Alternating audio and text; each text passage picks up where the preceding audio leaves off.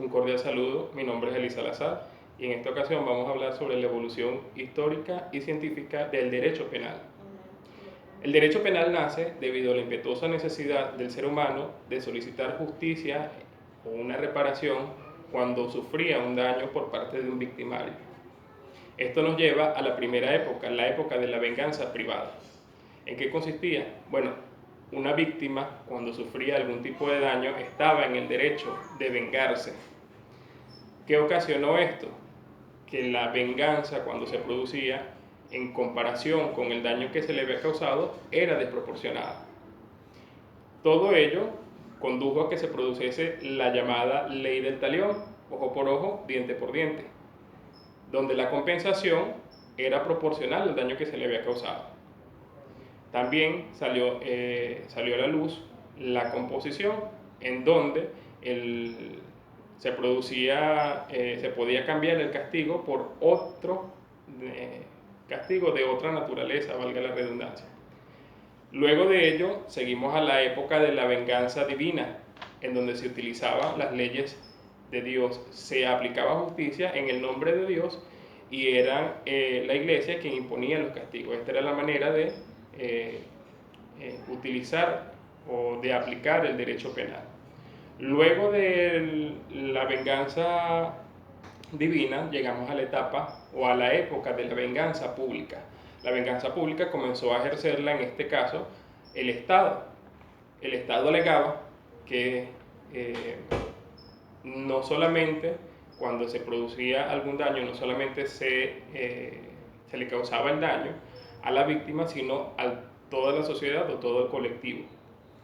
Pero lamentablemente el Estado comenzó a aplicar penas muy desproporcionadas e inhumanas. Ello condujo precisamente a la siguiente época, a la época humanitaria. En esta época lo que se buscaba precisamente era la imposición de penas mucho más humanitarias, que no fuesen desproporcionadas. Precursores de esta época fueron el barón de Montesquieu y el marqués de Beccaria. Luego llegamos a la llamada o denominada época científica, y es aquí cuando surgen las escuelas de derecho penal.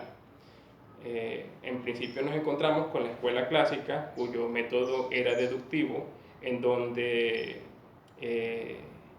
el delincuente o quien cometía el delito era un ente de razón, el cual escogía plenamente sus actos de conducta, donde el delito era un ente jurídico y no de derecho, y donde la pena era una consecuencia jurídica de dicho delito.